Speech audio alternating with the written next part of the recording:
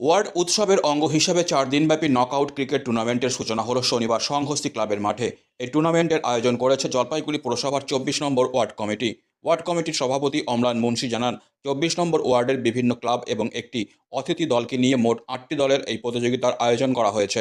তিনি আরও বলেন, ক্রিকেটের হাত ধরে শৈশব ফিরে আসুক সবুজ ময়দানে, নতুন প্রজন্মকে মাঠমুখী করা এবং খেলাধুলার মানোন্নয়ন করাই এই টুর্নামেন্টের মূল লক্ষ্য। টুর্নামেন্টের প্রথম দিন থেকেই দর্শকদের উৎসাহ ছিল চোখে পড়ার মতো। বড় ওয়ার্ড কমিটি ওয়ার্ড উৎসব করে প্রতি বছরই, জানেন আপনারা। সেই ওয়ার্ড উৎসবের একটা অঙ্গ এই খেলা, ক্রিকেট খেলা। 24 নম্বর ওয়ার্ডের ভিতরে যে ক্লাবগুলো রয়েছে সেই ক্লাবগুলোকে নিয়ে এবং একটা অতিথি টিম থাকে, সেই টিমগুলোকে নিয়ে মোট 8টা টিমকে নিয়ে এই খেলা 4 দিন ধরে এই খেলাটা স্থানীয় সংহতি মাঠে অনুষ্ঠিত হবে। মূলত আজকে শৈশব মাঠে আসে না, শৈশব কিন্তু আজকে মুঠো ফোন বা আপনি মোবাইল ফোনের মধ্যে নিজেদেরকে বন্দি রাখছে। সেই শৈশব যদি মুঠো ফোনের মধ্যে নিজেদেরকে বন্দি রাখে, তাহলে তাদের শারীরিকগতভাবে যে ডেভেলপমেন্ট, সেখানে কোনো একটা জায়গায় কিন্তু ব্যাঘাত ঘটছে। আমরা সেটাকে মাথায় রেখেই এই টুর্নামেন্টটা করি এবং এই টুর্নামেন্টের আমাদের আহ্বান থাকে শৈশব যেন আবার সবুজ মাঠে ফিরে আসে।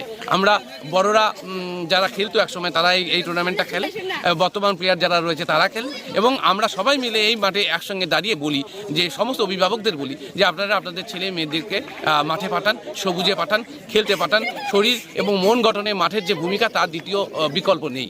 তাই আমরা এখান থেকে আগামী প্রজন্মকে মাঠে ফেরানোর জন্যই এই ক্রিকেটের আয়োজন বলতে পারি। আজকে শুরু হলো, কবে শেষ হবে? আজকে শুরু হলো, 9 তারিখে শেষ হবে।